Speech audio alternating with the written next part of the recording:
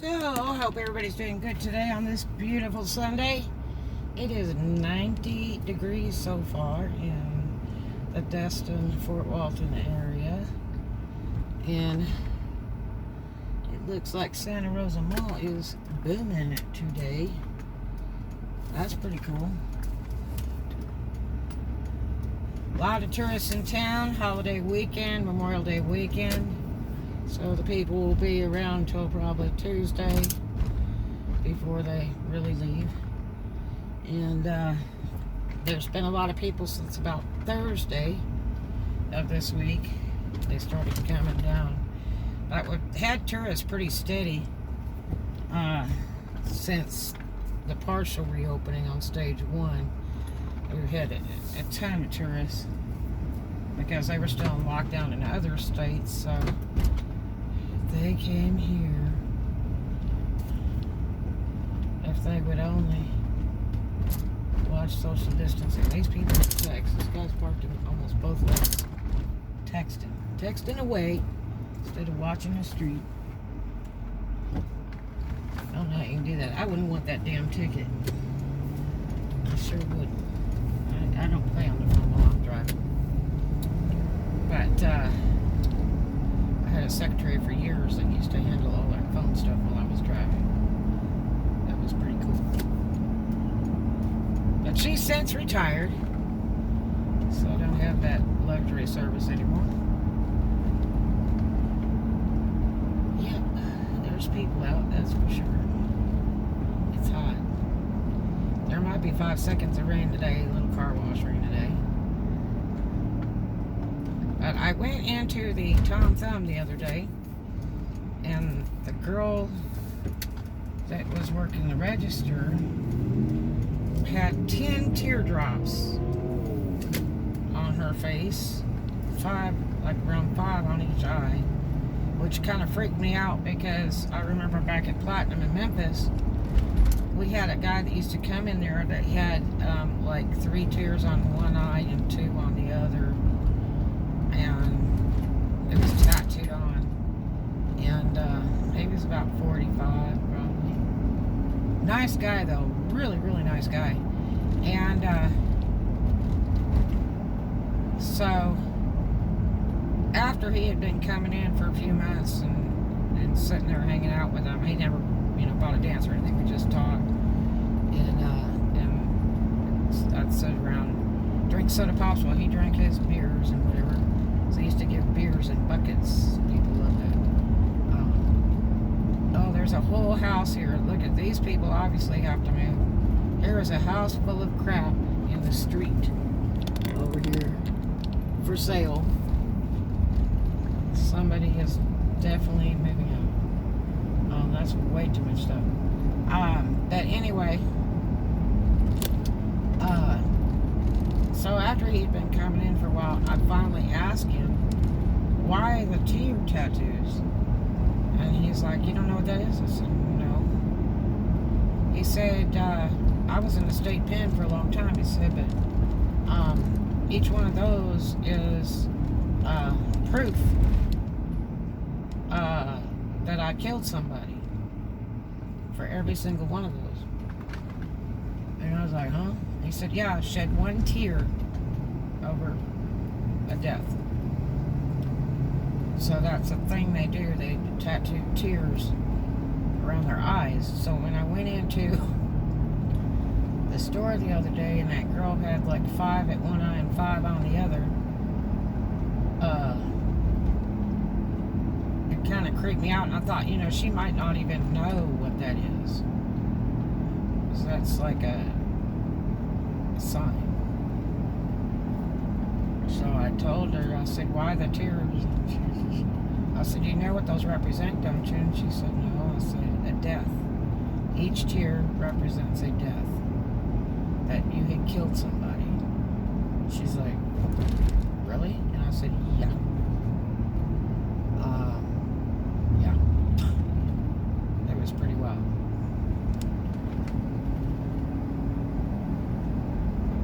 So they're building a bunch of buildings over here on the left. I thought that was going to be housing. But they had a big sign up there today that said it's going to be some Atlanta law firm or something. It's a shame that couldn't be housing. So the real estate market's going up steadily here, just in Fort Walton area, and then so is rent. A friend of mine was gonna get a house that he's been waiting on, and it was around 1,000, and then they creeped it up to 1,400, and he said, "Oh hell no!" And he's got a few kids, a girl, and he works up at the hospital. He was like, no. So yeah, it's moving and grooving. But see, Panama kind of died years ago. There just isn't a whole lot going on there, and the law is tough over there, and they're real tough on the tourists. And man, you go down to Panama City, and all you see is tow trucks flying when there's tourists around. They're tow. But it's just not as good as it used to be, and there's some real bad parts over there. Over this way, there aren't hardly any bad parts. You can pretty much walk day and night on the streets, except for when the shutdown, and that was not too good of an idea during shutdown because everything was closing at nightfall. But even the homeless have found something to do. You don't see as many homeless out, or you see some new faces. But in this area, it's a job. They have certain guys that you'll see all the time, guys and girls, and they're out there begging, and they make huge money every day. And then when people bring them food, they just kind of throw it to the side. I saw a guy the other day with a whole hefty bag full of food people were giving him, and he just stuffed it all in a hefty bag and was standing out there begging.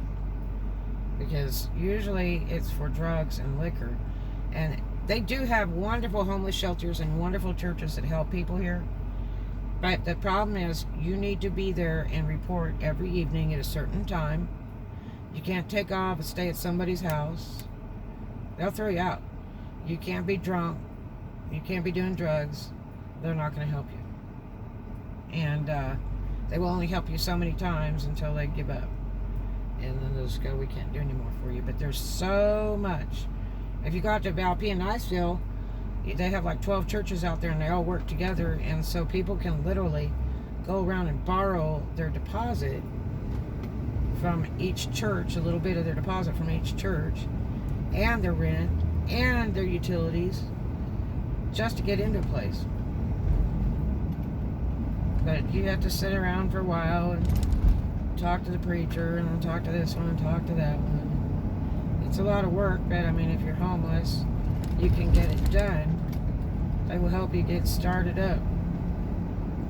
The only thing is trying to get a landlord that will take it, because if I were a landlord, I'd kind of think about it twice, because maybe I won't get my next month's rent if they're getting the churches to pay for it all.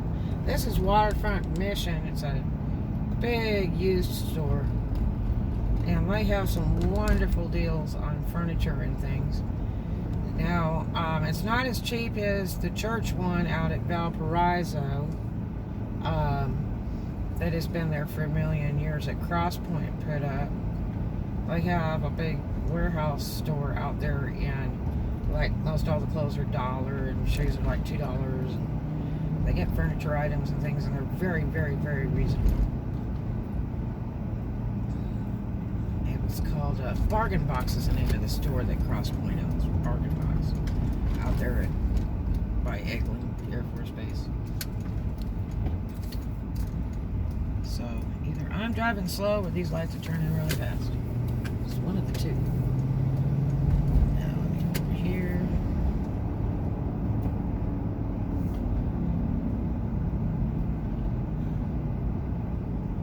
Let's see if I can get in here in about 30 minutes.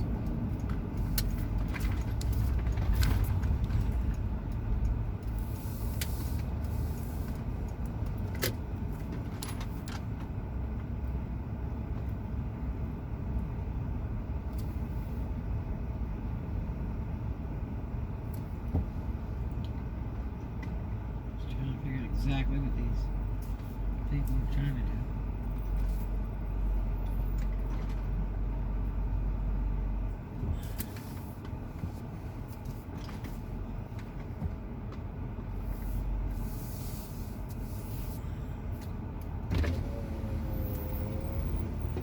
Hello.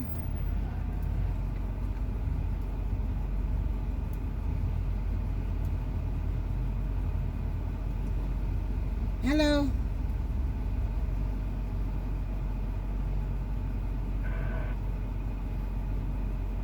Anybody there? How can I help you? $2 mocha frappe. Anything else? Nope. 213. Perfect.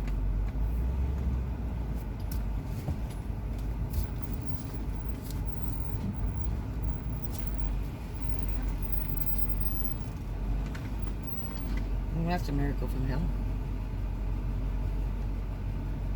Can't believe we got through that quick.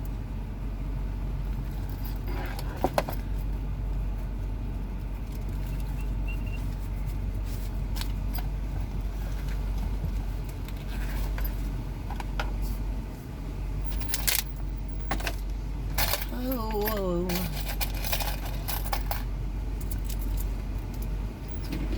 Small mocha frappe? Yep, there's 13. 2. Let me get 13 for you, baby. How you doing today? I'm alright. Well, that's good news. Just trying to get through the day. That's right. The last hour of Monday. There you go. Well, I hope you get off and have a wonderful day. You too. Let me get a receipt from you, please. Hey, well, Thank you for working the front line here, man. I appreciate you.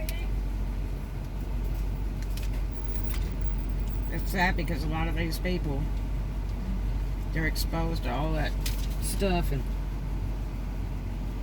they're just doing a job to try to serve people, and it's so sad. I wonder if I see a lot of them again. They're awful nice. So there was a thing on the news the other day, and it was kind of interesting. Thank you, darling. I sure appreciate you.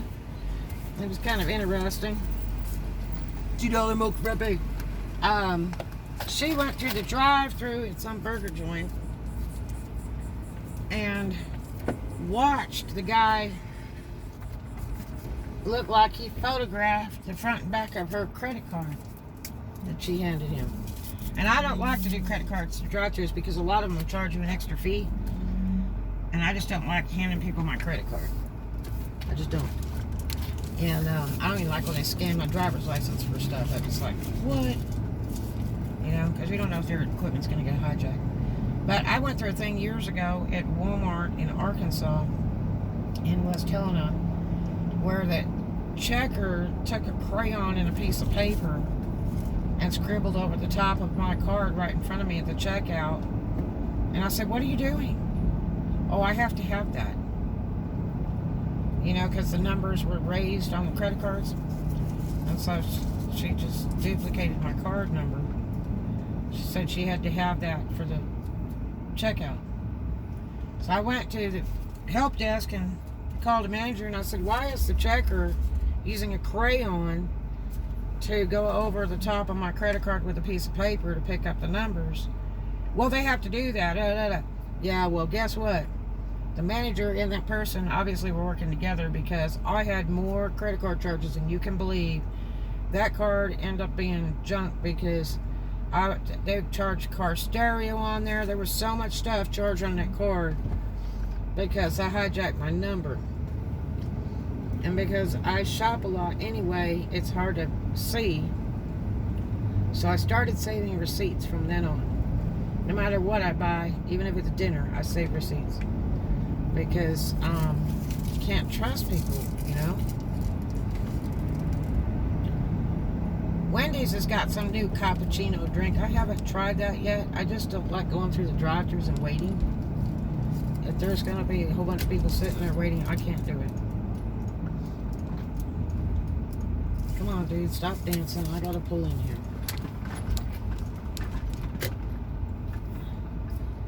So yesterday there was a bunch of people sitting here in the parking lot and laid fabric down on the asphalt, which you know was hot as fire. And I had 2 vehicles, and there was like 10 people sitting on the hot asphalt eating lunch, like they were the homeless or something. It was like so weird.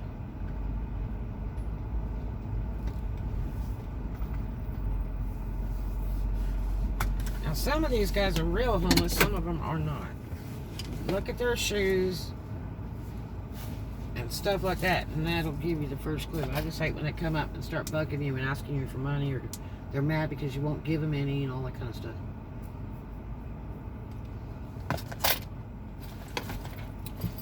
So I got to go in here and grab a few boxes,